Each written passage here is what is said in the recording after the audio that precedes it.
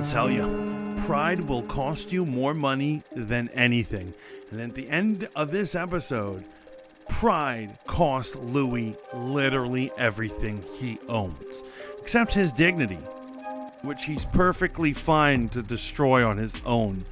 Welcome back in. I am the Mantis, and we're going to discuss Interview with the Vampire, Episode 3 on AMC Plus. I say AMC Plus because remember, if you have AMC Plus, you will always be a week ahead of everyone else who's just watching on normal AMC basic cable television. Now, let's get into this. Now, this episode very much focuses on the relationship between Lestat and Louis. And if you are one of those people who don't like that the full-on sexual addition of the two men and their relationship being physical, as it was not so in the book, then you're not gonna love this episode, because they actually talk about matters of sexuality and sex. And I thought I liked the candid conversation. Like, they literally have a conversation at one point as to whether they're allowed to get with other people. As at one point, Lestat decides to get with a woman. To Louis' dismay, he's like, actually, he didn't just drink her, he went all the way. What is up with this? And Lestat, later on, when he gives him permission, to be with other people, and it is one of the least sincere open relationships announcements I've ever seen in my life. He literally says, of course you can be as long as you come back to me. Of course. Trust me. When you ask if you can be in an open relationship and your partner says that many of courses, they are not serious. You're going to end up regretting that stuff, man. Now, of course, there's a lot about their relationship, and as is the book, explains the happy and then eventual sad times of the relationship, as it is like a roller coaster. It goes all the way up to the highest of peaks, but then it falls down pretty quickly.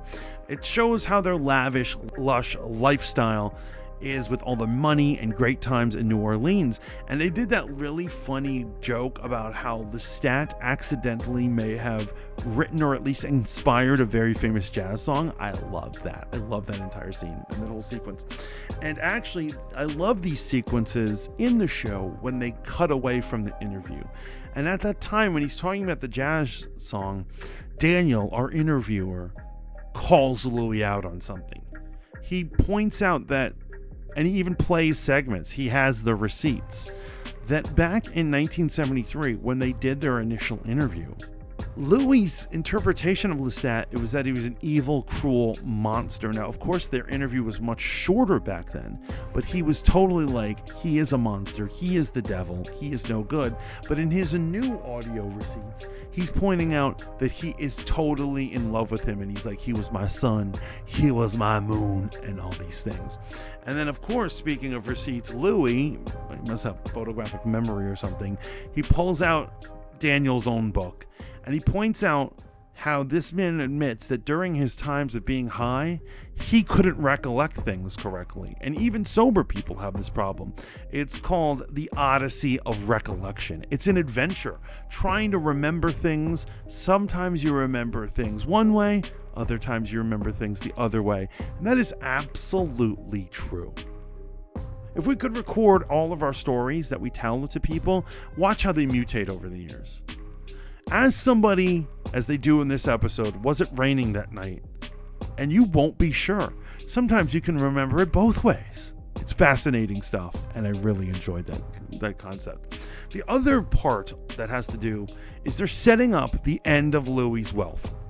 Now, in the books, Louis loses his plantation when the slaves start getting wind of his vampiric nature and realize that he is of the devil. And they start calling him the devil, and there is a full-on slave riot that ends up burning down his entire estate, and it forces them to go live in a mausoleum, hiding in a graveyard like disgusting monsters, like they're Nosferatu or some crap. But no, they are beautiful toreadors, or diva for you young people.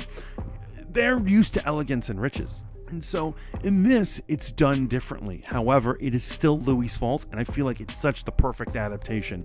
In this version, his issues with business and the racial divide going on in his locality is causing him to push back against the local businessmen, particularly the alderman, who not only frequents his card game, frequents his whorehouse, but also is the same guy who tried to assault one of his girls in the first episode. This guy is clearly a jerk. And so they're giving each other pushback until finally Louis' pride gets the best of him and he decides to confront this guy. And of course, this guy, thinking that he's just a regular old black dude, decides to insult him, threaten him, and actually ends up trying to shoot him because he thinks he's a nobody. Louis ends up gutting him like a fish and like some sort of serial killer, hanging him from a gate, almost as like a public declaration of, don't mess with us, or don't, you're messing with the wrong guy.